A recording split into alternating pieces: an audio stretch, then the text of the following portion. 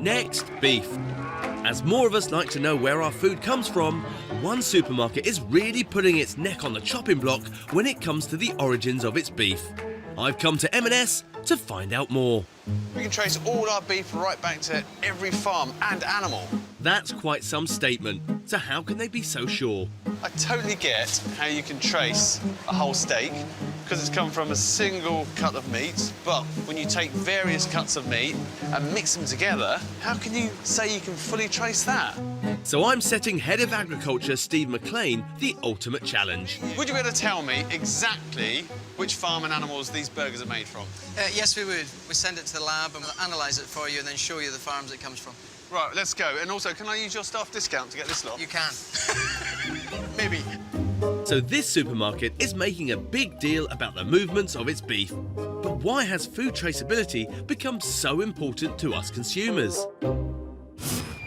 I'm heading over to Northern Ireland to see some scientists who use cutting-edge technology to reveal the truth about what we are eating. Right, that's where we're heading. Hi there, you must be Chris.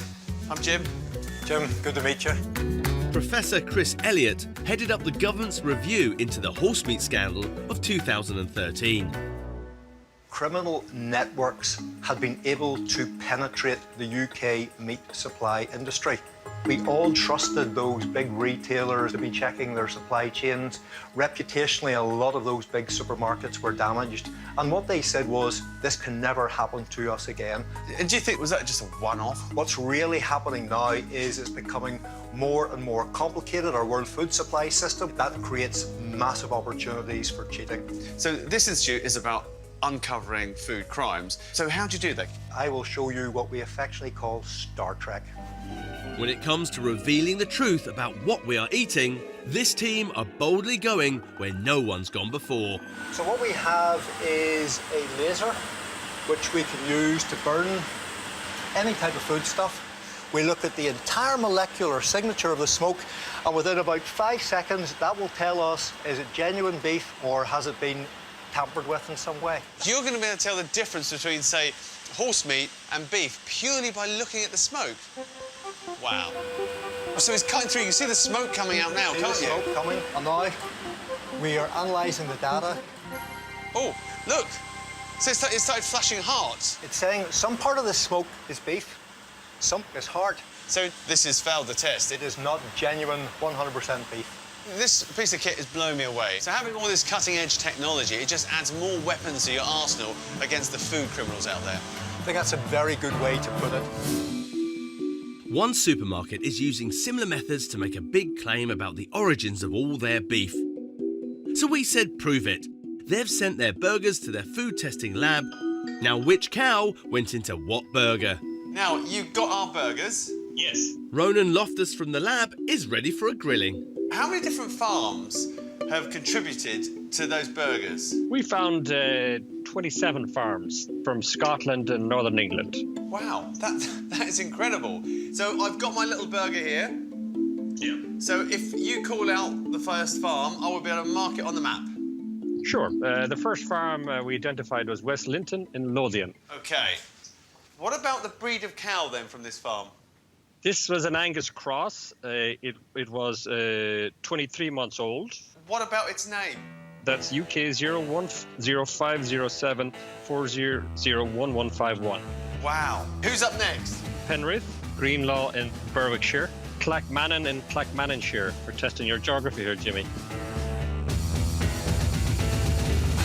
I feel like a weatherman. Look at that. I mean, walking through the store, and you see all the signs saying, we can trace every animal back to the farm, individual animal. You read it and go, really? But here we are. You've proved the point. Scientifically guaranteed, Jimmy. The lab results seem conclusive.